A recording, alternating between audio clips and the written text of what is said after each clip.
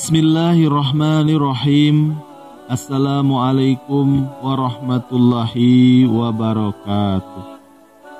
Innal hamdalillah nahmaduhu wa nasta'inuhu wa nastaghfiruhu wa na'udzubillahi min sururi anfusina wa sayyiatina a'malina. Man yahdihillahu fala mudhillalah wa man yudlilhu fala hadiyalah.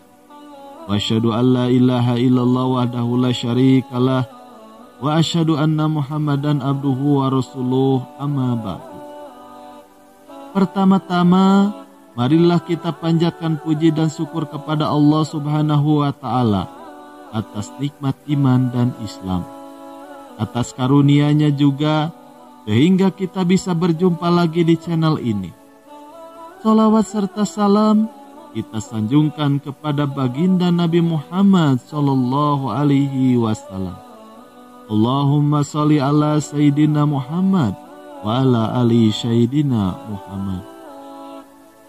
Tidak lupa kami ucapkan, semoga saudaraku semuanya selalu dalam lindungan Allah Subhanahu wa Ta'ala, dipanjangkan umurnya, dilancarkan rezeki, dan dimudahkan segala urusannya. Amin ya Allah ya Rabbal Alamin. Sahabat rahasia kolbu rahimakumullah. Di antara umat muslim yang masuk surga, di antaranya ada yang langsung masuk ke dalamnya, ada pula yang harus menunggu lama, dan ada juga yang harus mampir dulu ke neraka. Jika kita bisa memilih, pastilah kita menginginkan dimasukkan ke dalam surganya Allah tanpa harus menunggu, tanpa harus mampir neraka, namun langsung masuk saja, tanpa dihisab, tanpa diajab. Lalu bagaimana caranya? Inilah 12 amalan masuk surga tanpa dihisab yang perlu kita ketahui. Yang pertama, bertauhid. Bertauhid adalah mengesahkan Allah. Banyak sekali keutamaan mempelajari ilmu tauhid, yang merupakan ilmu yang paling agung. Di antara keutamaan ilmu tauhid Islam yang didapatkan oleh mereka adalah sebagai berikut. Ahli tauhid mendapatkan keamanan dan hidayah. Tempat kembali mereka adalah surga. Allah Ta'ala akan menyelamatkan orang-orang yang bertauhid dari neraka. Ahli tauhid akan mendapatkan kesempatan diampuni seluruh dosa-dosanya. Timbangan tauhid beratnya mengalahkan timbangan langit dan bumi. Dan puncak keutamaan yang dianugerahkan kepada ahli tauhid adalah mendapatkan kesempatan masuk surga tanpa hisab dan tanpa azab. Lalu yang kedua, beramal sesuai dasar hukum Islam. Ibnu Abbas radhiyallahu anhu menuturkan dari Nabi sallallahu alaihi wasallam, beliau bersabda, "Aku telah diperlihatkan beberapa umat oleh Allah. Lalu aku melihat seorang nabi bersama beberapa orang, seorang nabi bersama seseorang dan 2 orang, serta seorang nabi yang sendirian.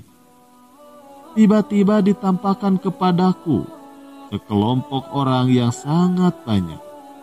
Aku mengira mereka itu adalah umatku, namun disampaikan kepadaku, itu adalah Nabi Musa dan kaumnya. Selanjutnya, tiba-tiba aku melihat lagi sejumlah besar orang, dan disampaikan kepadaku, ini adalah umatmu. Bersama mereka ada 70.000 orang yang masuk surga tanpa hisab, tanpa azab. Kemudian beliau bangkit dan masuk rumah. Orang-orang pun membicarakannya tentang siapakah mereka itu." Lalu yang ketiga, bertawakal. Dengan selalu bertawakal kepada Allah dalam segala ujian yang diberikan, maka kita sebagai umat muslim mempunyai kesempatan dimasukkan ke dalam surga tanpa melalui hisaban Allah Subhanahu wa Ta'ala. Lalu yang keempat, bersih dari dosa syirik bid'ah, dan maksiat. Yang dimaksud bersih dari dosa dengan segala macamnya, di antaranya adalah syirik, bid'ah, dan maksiat. Adalah seorang hamba yang ketika dia meninggal dalam keadaan sudah bertaubat dari seluruh dosa-dosanya yang telah diperbuat selama hidupnya. Atau bisa juga dosanya sudah diampuni oleh Allah sebelum dia meninggal karena perbuatan yang dianggap sebagai perbuatan kifarat untuk segala dosa-dosanya. Lalu yang kelima, jauh dari syirik besar dan kecil. Di dalam kitabnya I'anatul Mustafid, Syekh Shalih Al-Fauzan, beliau menjelaskan bahwa mereka adalah orang-orang yang jauh dari perbuatan syirik, maka mereka akan masuk surga tanpa melalui hisaban Allah Subhanahu wa Ta'ala. Mereka yang selalu bersungguh-sungguh di dalam melaksanakan amal ketaatan, baik amal yang wajib maupun yang sunnah, mereka adalah orang-orang yang lebih dahulu berbuat kebaikan. Maka barang siapa yang sampai pada tingkatan ini, maka ia masuk surga tanpa hisab, tanpa azab. Lalu yang keenam, mengucap syahadat ketika meninggal dunia. Pada ucapan asyhadu anna Muhammadar Rasulullah mengandung tuntutan jauh dari kemaksiatan dan bid'ah. Hal itu disebabkan karena konsekuensi syahadat Muhammadar Rasulullah adalah taat pada perkara yang diperintahkan oleh Rasulullah, membenarkan apa yang beliau informasikan, menjauhi larangannya, dan tidak menyembah selain Allah, melainkan sesuai dengan syariat yang diajarkannya. Lalu yang ketujuh, pengikut setia Rasulullah Shallallahu Alaihi Wasallam. Ada sebuah hadis dari Abu Bakar radhiyallahu anhu. Rasulullah Shallallahu Alaihi Wasallam bersabda, "Aku dianugerahi Allah 70.000 orang dari umatku masuk surga tanpa hisab. Wajah mereka nampak seperti bulan pada malam purnama, hati mereka semuanya sama. Lalu aku memohon tambahan kepada Allah, dan Allah menambahkan untukku setiap satu orang menjadi 70.000 orang." Hadis riwayat Ahmad.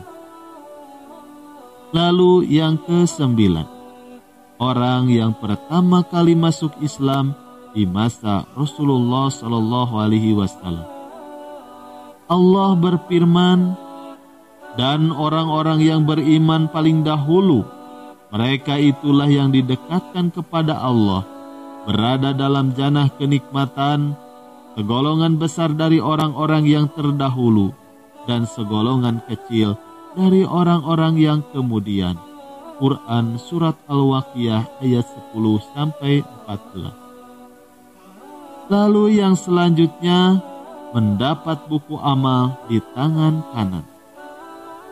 Allah berfirman, "Adapun orang-orang yang diberikan kitabnya dari sebelah kanan, maka dia akan diperiksa dengan pemeriksaan yang mudah, dan dia akan kembali kepada kaumnya yang sama-sama beriman dengan gembira." Lalu yang ke-11, orang yang sabar ketika diuji dengan penyakit berat di dunia. Pada hari kiamat kelak, setelah timbangan-timbangan amal dipasang, orang-orang yang tekun sholat dipanggil untuk menerima pahala mereka secara penuh. Orang-orang yang tekun puasa dipanggil untuk menerima pahala mereka secara penuh. Dan orang-orang yang pergi haji dipanggil untuk menerima pahala mereka secara penuh. Tetapi timbangan orang-orang yang dicoba dengan penderitaan sakit tidak dipasang. Mereka juga tidak diadili. Mereka selain diberi pahala juga tidak dihisab. Lalu yang ke-12, mati syahid. Abu Nuaim dari Ibnu Abbas bahwa Nabi Shallallahu Alaihi Wasallam bersabda, pada hari kiamat nanti, orang yang mati syahid dihadirkan untuk dihisab, dan orang yang sudah bersedekah dihadirkan untuk dihisab. Orang-orang yang dicoba dengan penyakit juga dihadirkan, namun tidak untuk dihisab maupun diadili. Mereka malah diberikan pahala yang amat banyak, sehingga orang-orang sehat yang ada di padang mahsyar berharap tubuh mereka dipotong-potong dan diguling, agar bisa mendapatkan pahala yang baik di sisi Allah Subhanahu wa Ta'ala. Wallahu a'lam bishawab. Sekian yang dapat kami sampaikan, semoga bermanfaat. Wabillahi taufiq wal hidayah. Wassalamualaikum warahmatullahi wabarakatuh.